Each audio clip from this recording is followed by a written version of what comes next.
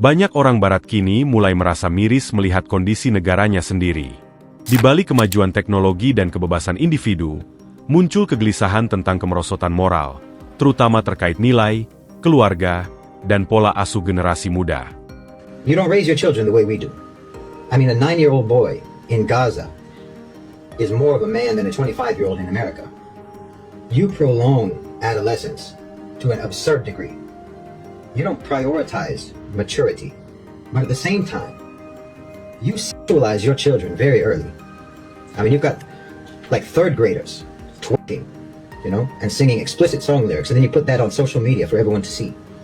You're teaching kindergartners about sex, masturbation, about homosexuality and transgenderism. You think that prepubescent children can decide to have their genitals removed before they even know what they're actually for. You put little girls in beauty contests and try to turn them into, miniature Beyoncés and Cardi B's singing about WAP. I mean, 12%, I saw a study, 12% of 12-year-olds in the US are already sexually active at 12.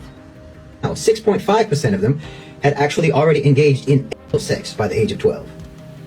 The majority of sex offenders in the West victimize children, and they say about 90% of sexual children are never even reported. So imagine what the real numbers are. No, you have a pedophilia problem in the West.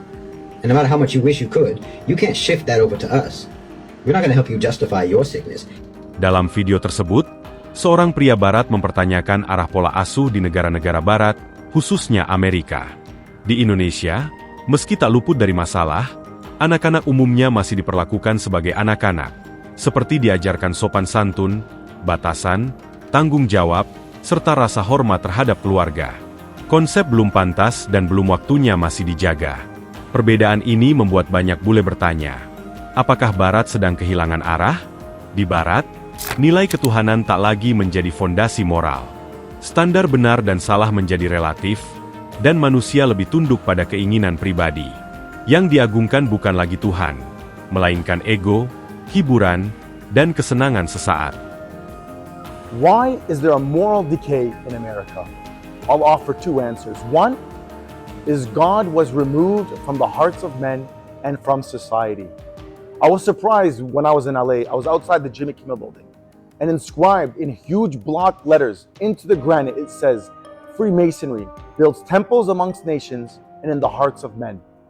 If men don't worship God, they end up worshiping themselves, phones, a football team. And my second answer is this: divide and conquer.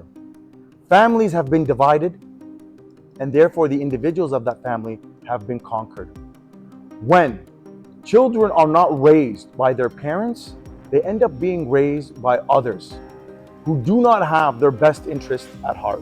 Perbandingan ini makin terasa ketika dilakukan langsung. Seorang warga Australia yang tinggal di Indonesia secara terbuka menyebut Indonesia jauh lebih bermoral.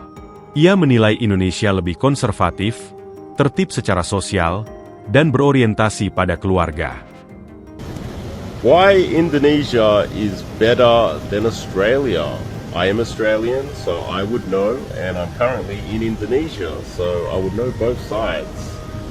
Indonesia is a far more conservative. There's less debauchery, there's less sleeping around.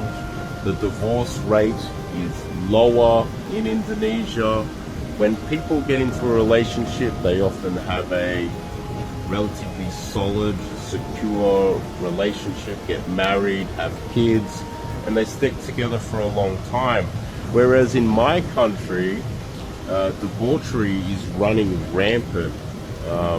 There's a lot of people I will blame for that in Australia, but Australia is an unholy, debauchery, disgusting country where people are sleeping with everybody all over the place. There's single mothers with children everywhere. Australia is truly a disgusting, despicable, disgraceful country by comparison to Indonesia's respectful, conservative, and family-orientated country. Indonesia, in so many ways, is superior, especially when it comes to the family unit and looking after children and looking after your elderly as well. Indonesia, the family looks after their parents. In Indonesia, the family sticks together and looks after their children. In Australia, there's nothing but utter contempt for children. Single mothers are running around sleeping with random guys all over the place. There's no real family unit in Australia. Australia, by comparison to Indonesia, is a disgusting, despicable, red light district, sex all over the place, ungodly place. And Indonesia is far superior to Australia in this respect. Indonesia, the family unit is respected. In Australia, the family unit is a disgrace. Di Indonesia, hubungan umumnya dibangun untuk jangka panjang dengan tujuan menikah dan membentuk keluarga. Merawat orang tua dianggap kewajiban moral, dan keutuhan keluarga masih dijaga. Sebaliknya, di banyak negara barat, hubungan bebas marak, keluarga melemah, dan lansia sering dianggap beban. Bagi bule tersebut, ini menjadi pengakuan pahit bahwa Indonesia yang sering diremehkan justru lebih menjaga nilai-nilai dasar kemanusiaan. Bagi banyak bule, tinggal di Indonesia menjadi pengalaman reflektif. Indonesia menjadi cermin rapuhnya fondasi moral barat. Meski tak sempurna, Indonesia masih menjaga batasan, menghormati keluarga, menempatkan anak sebagai anak, dan mengakui peran Tuhan. Hal-hal yang di barat sering dianggap kuno, namun justru menjadi sumber stabilitas dan ketenangan.